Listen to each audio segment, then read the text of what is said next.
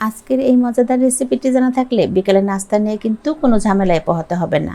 আর এই নাস্তাটা তৈরি করে নেওয়া যতটা সহজ, খেতে কিন্তু তার থেকে অনেক বেশি মজার হয়ে থাকে। এবার রেসিপিটি করার জন্য মিক্সিং বলে প্রথমেই নিয়েছি রুম টেম্পারেচারে থাকা 2টি ডিম। তবে কথা হলো, ডিমগুলি যদি ফ্রিজে থাকে সেক্ষেত্রে রেসিপিটি তৈরি করার কম করে হলেও 30 মিনিট আগে নামিয়ে রাখতে হবে।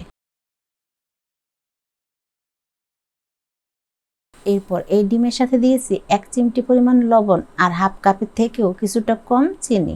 এখন এই ডিম, চিনি আর লবণ একসাথে কিন্তু খুব ভালো করে মিশিয়ে নিতে হবে। এবার মিশ্রণটা কতটা সময় নিয়ে মেশাতে হবে, ঠিক ততক্ষণেই মেশাবো যতক্ষণ না এটা থেকে চিনিটা পুরোপুরিভাবে গলে যাচ্ছে। এরপর এটা ভালোভাবে মিশিয়ে নেওয়া হলে এখন এই মিশ্রণটার সাথে অ্যাড করব হাফ কাপ পরিমাণ লিকুইড মিল্ক। তবে এর পরিবর্তে কিন্তু পানি দেওয়া যাবে না, সেক্ষেত্রে কিন্তু আবার টেস্টটা ভালো আসবে না। এখন আরও 1 মিনিটের মতো সময় নিয়ে এই লিকুইড মিল্কটাও খুব ভালোভাবে মিশিয়ে নেব। আর এই কাজটি করে নেওয়া হলে এখন একটি চালনিতে নিচ্ছি হাফ কাপ পরিমাণ ময়দা।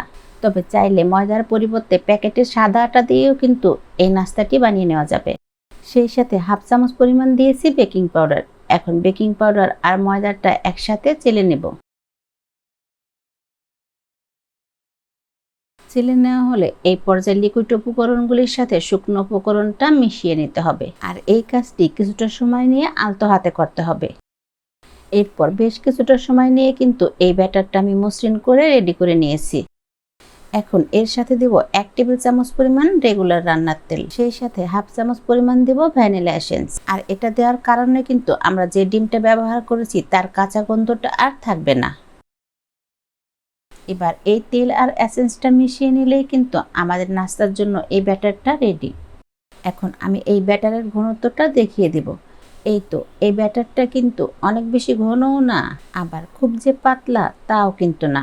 এখন ব্যাটারের এই বাটিটা সরিয়ে রাখবো আর নাস্তার ভিতরে যে পুরটা দিব সেটা রেডি করে নেব। তার জন্য প্যানে প্রথমেই নিয়েছি একটি ডিম, সাথে দিচ্ছি হাফ কাপ পরিমাণ লিকুইড মিল্ক, সেই সাথে 1/3 কাপ পরিমাণ দিচ্ছি চিনি আর 1 চিমটির মতো দিব লবণ। এবার 1/3 কাপ পরিমাণ কর্নফ্লাওয়ার দিয়ে এই সব কিছু একসাথে নেড়েচেড়ে ভালো করে মিশিয়ে নেব। আর আমি কিন্তু এখনো চুলাটা অন করিনি। আর ডিমের কাঁচা গন্ধটা যাতে না করে সেজন্য দিচ্ছি হাফ চামচ পরিমাণ ভ্যানিলা এসেন্স। তবে এর পরিবর্তে কিন্তু এখানে সামান্য এলাচ পাউডারও দেওয়া যাবে।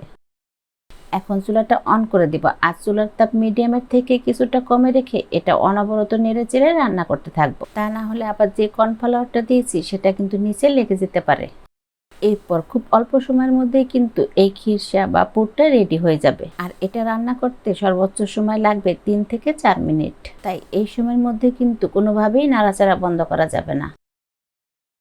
এই খিরসাটা কিন্তু অনেক বেশি শুকনা করতে হবে না, এরকম কিছুটা নরম থাকতেই কিন্তু নামিয়ে নিতে হবে।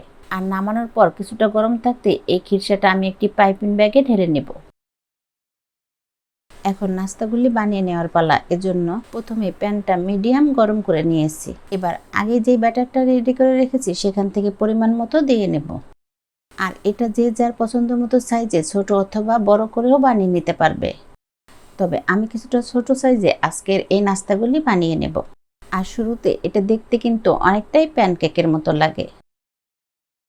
এখন তৈরি করে রাখা পুরটা থেকে পরিমাণ মতো দিয়ে একটা সাইড থেকে ভাঁজ দিতে থাকবো। আর এভাবে এই নাস্তাটা আমি হালকা হাতে চেপে পাটিসাপটা পিঠার মতো ভাঁজ দিয়ে নেব।